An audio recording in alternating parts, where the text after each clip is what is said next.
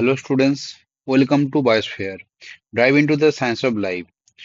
आज NEET foundation biology master series में फिर से आप लोगों को स्वागत है। आज हम लोग फिर से एक टॉपिक करने वाले हैं। आज पढ़ेंगे हम लोग कार्बोहाइड्रेट। ठीक है, तो चलिए शुरू करते हैं।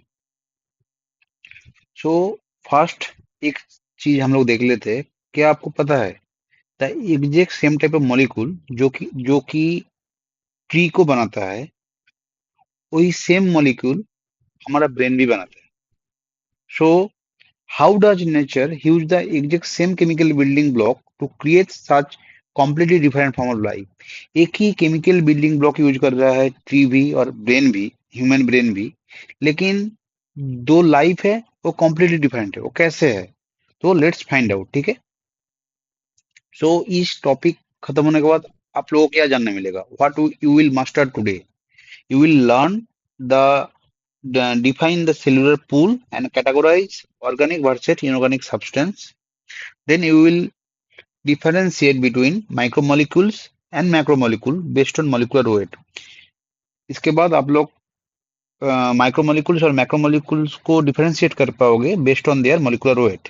Then you will classify the carbohydrate. आप कार्बोहाइड्रेट को क्लासिफाई कर पाओगे and you will understand the glycosidic bond, कैसे ग्लाइकोसाइडिक बॉन्ड बनता है, and you will analyse the iodine test. ठीक है, ये सारा चीज आप लोगों को इस लेक्चर के बाद पता चल जाएगा। तो पहले जान लेते हैं basic concept, the cellular pool. वो क्या है? The cellular pool is the total collection of substance present in a cell. Cell में टोटल जितना सब्सटेंस प्रेजेंट रहता है सबको मिला के बोला जाता है सेलुलर पूल। ठीक है, it act as a dynamic reservoir for the metabolism. So ये एक डायनामिक रिजर्वर की तरह काम करता है। ठीक है, अभी सेल क्या है? Cell is a structural and functional unit of life. And ये जो सेल है इसका अंदर ही ये रहता है ये सेलुलर पूल। ठीक है, अभी ये सेलुलर पूल जो है इसका दो टाइप डिवीजन है। ठीक है, पहला है इनऑर्गेनिक सब्सटेंस और दूसरा है ऑर्गेनिक सब्सटेंस। इनऑर्गेनिक में क्या क्या आता है? इनऑर्गेनिक में आएगा आपका water, salt, gases, mineral round. ठीक है, एक्चुअली ये सारा जो सब्सटेंस है इसमें जनरली कार्बन नहीं होता है। ठीक है, generally they lack carbon. Organic substance क्या क्या है?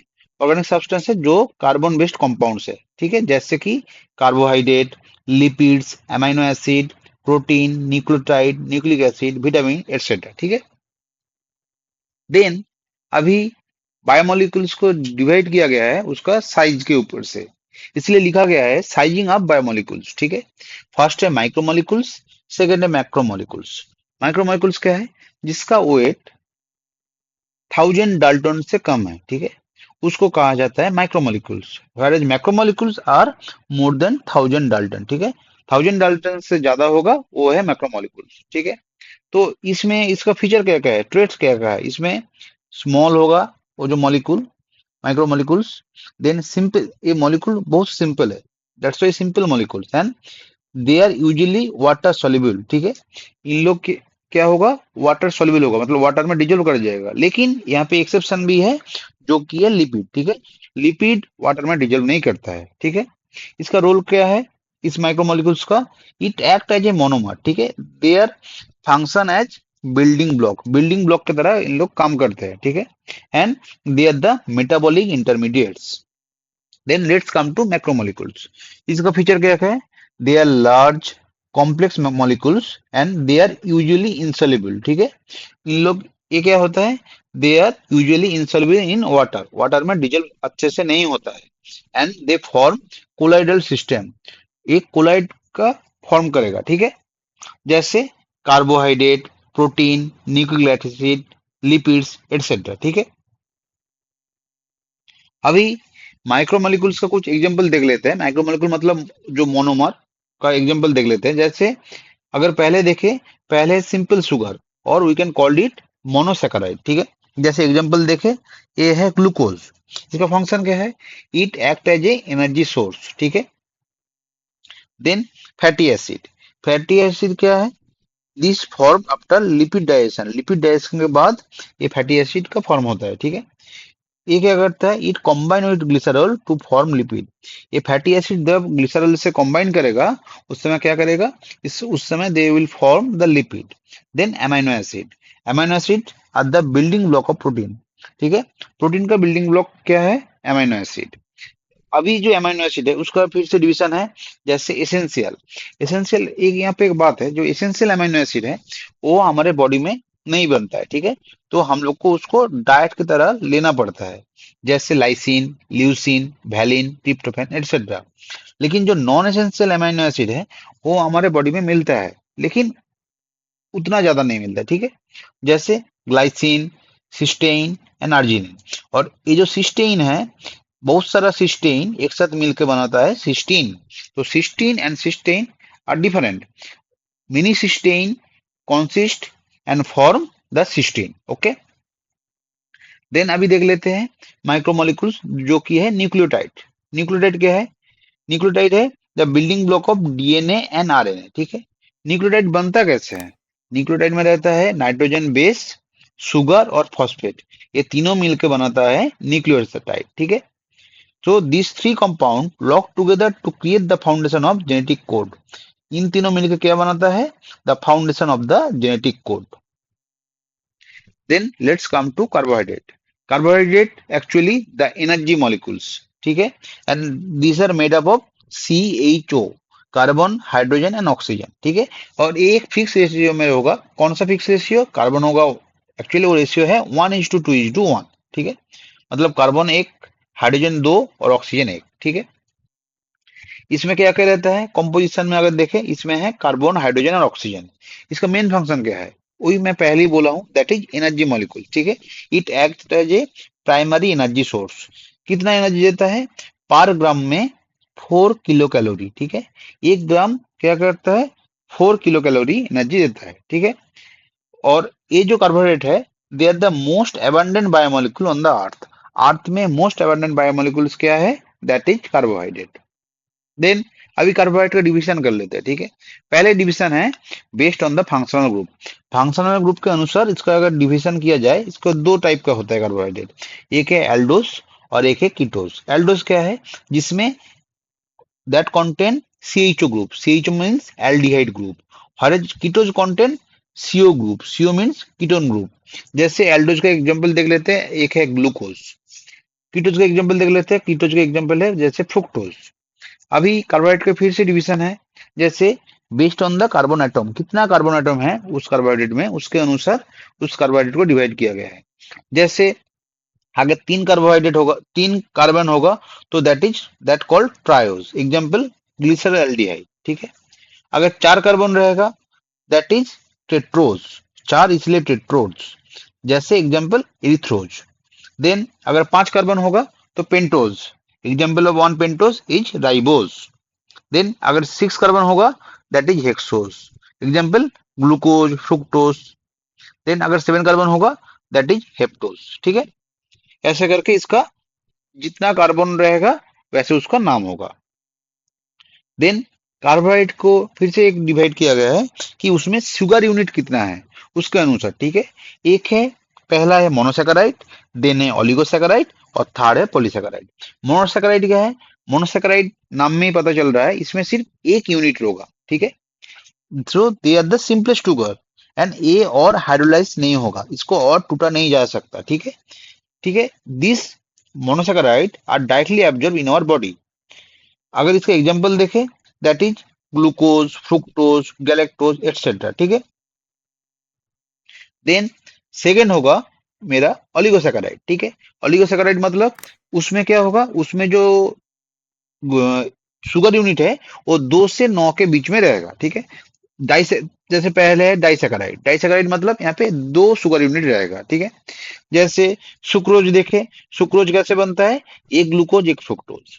फिर माल्टोज, माल्टोज कैसे बनता है, 2 ग्लूकोज मिलके बनाता है माल्टोज। देन लैक्टोज, लैक्टोज कैसे बनता है, एक गैलेक्टोज और एक ग्लूकोज मिलके बनाता है लैक्टोज।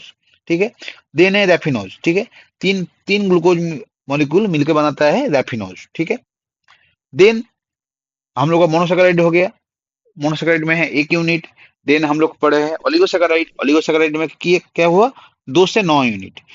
अगर 10 से ज्यादा यूनिट हो गया, उसको बोला जाएगा पॉलीसेकेराइड। ठीक है, so they are the long chain of monosaccharide. ठीक है, इसको पहले हमारे बॉडी में एब्जॉर्ब के लिए इसको पहले डाइजेशन होना पड़ेगा। ठीक है, अच्छा, अभी इसको फिर से दो टाइप का डिवीजन हुआ है। कैसे? एक डिवीजन हुआ है, अगर सेम मोनोमर रहेगा, सेम मोनोमर 10 से ज्यादा टाइम रहेगा, उसको कहा जाएगा होमोपॉलीसेकेराइड। और अगर डिफरेंट मोनोमर होगा, उसको कहा जाएगा हेट्रोपॉलीसेकेराइड। होमोपॉलीसेकेराइड का एग्जांपल देख लेते हैं। एक है जैसे स्टार्च, सेलुलोज। ठीक है, और हेट्रोपॉलीसेकेराइड जिसमें क्या है, जिसमें डिफरेंट मोनोमर है, अगर उसका एग्जांपल देखें, जैसे हियालुरोनिक एसिड, हेपारिन एटसेट्रा। ठीक है, तो अभी इसका कुछ ये देख लेते हैं। फिर आ जाते हैं ग्लाइकोसाइडिक बॉन्ड। ग्लाइकोसाइडिक बॉन्ड क्या है? ग्लाइकोसाइडिक बॉन्ड है the bond between two sugar molecule. दो शुगर मॉलिक्यूल के बीच जो बॉन्ड बनता है, जिससे कि दो मोनोमर मिलके एक ऑलिगोसैकेराइड और पॉलीसैकेराइड बनाता है, उसको कहा जाता है ग्लाइकोसाइडिक बॉन्ड। अच्छा, ग्लाइकोसाइडिक बॉन्ड जब रहेगा, उस समय क्या होगा? कॉन्डेंसेशन रिएक्शन होगा। कॉन्डेंसेशन रिएक्शन क्या है? उसमें वो है लॉस ऑफ वाटर। ठीक है, loss of H2O is called condensation reaction. ठीक है, तो ग्लाइकोसाइडिक बॉन्ड के समय कॉन्डेंसेशन रिएक्शन होगा। फिर आ जाते हैं आयोडीन टेस्ट। ठीक है, आयोडीन टेस्ट क्या है? आयोडीन टेस्ट में देखा जाता है कि स्टार्च क्या होता है, पॉजिटिव आयोडीन टेस्ट देता है। पॉजिटिव आयोडीन टेस्ट मतलब ये ब्लू कलर देता है।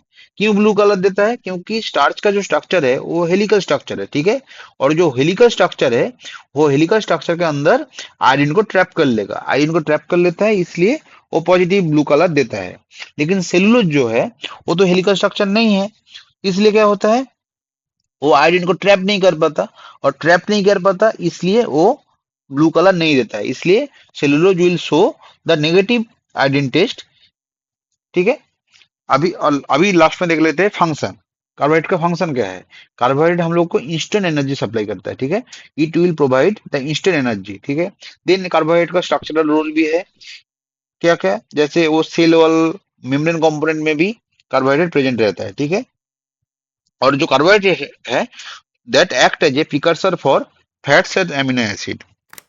फैट्स एंड अमीनो एसिड के लिए कार्बोहाइड्रेट प्रिकर्सर का भी काम करता है। प्रिकर्सर मतलब वो बाद में उसको बनाने में हेल्प करता है। ठीक है, तो अभी हम लोग जितना पढ़े हैं उसको थोड़ा रिवाइज कर लेते हैं। ठीक है, पहले पढ़े हैं सेलुलर पूल।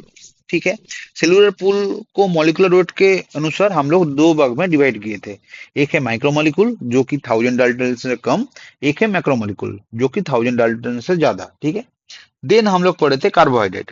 कार्बोहाइड्रेट में पहले डिवीजन हुआ था फंक्शनल ग्रुप के अनुसार, वो जो कि था एल्डोज और कीटोस, जिन था कि कितना कार्बन एटम है। ठीक है, 3 कार्बन से 7 कार्बन का हम लोग नाम देखे थे। देन हम लोग लास्ट में पढ़े थे शुगर यूनिट कितना है। एक होगा तो मोनो, 2 से 9 होगा तो ऑलिगो, और 10 से ज्यादा होगा तो पॉलीसेकेराइड। देन हम लोग देखे एक बॉन्ड देखे, कौन सा bond? That is glycosidic bond. ठीक है, जो कि दो मोनोमर को जुड़ने में हेल्प करता है। और एक टेस्ट देखे थे जो कि आयोडीन टेस्ट। ठीक है, जहाँ पे क्या देखे, जहाँ पे देखे स्टार्च पॉजिटिव टेस्ट देता है, ब्लू कलर देता है, लेकिन जो सेलुलो जो है वो नेगेटिव टेस्ट देता है। ठीक है, अभी हम लोग कुछ क्वेश्चन आप लोगों को देते हैं, तो आप लोग इसका आंसर कमेंट बॉक्स में देना, तो हम लोग चेक कर लेंगे बाद में। ठीक है, तो क्या क्या क्वेश्चन है? पहला क्वेश्चन है, which four essential amino acid are require in your diet? वो कौन सा 4 एसेंशियल अमीनो एसिड है जो हमारे डाइट में लगता है?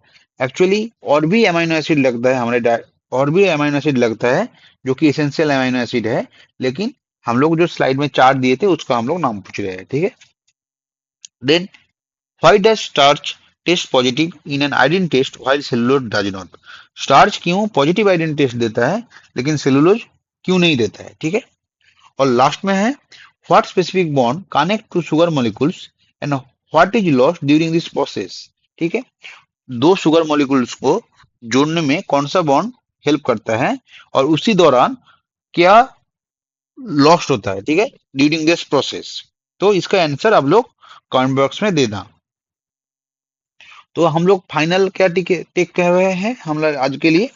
हम लोग का फाइनल टेक हुआ है कि जो सेलुलर पूल है वो consist of organic and inorganic substance, and वो जो सेलुलर पूल है, फिर उसका वेट के अनुसार उसको डिवाइड किया गया है माइक्रोमोलिक्यूल जो 1000 डाल्टन के नीचे, और मैक्रोमोलिक्यूल्स जो 1000 डाल्टन के ऊपर, ठीक है।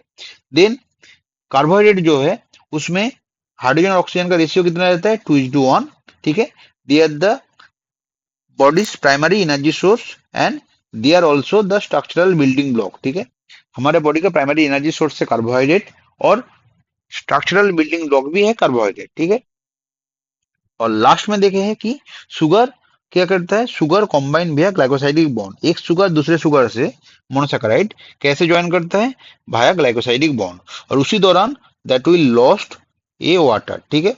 और अभी ये जो शुगर है, शुगर एक ग्लाइकोसाइडिक बॉन्ड बना के पहले कॉम्प्लेक्स स्ट्रक्चर बनाएगा जैसे डाइसेकेराइड बनेगा, देन अल्टीमेटली वो पॉलीसेकेराइड भी बना सकता है, ठीक है।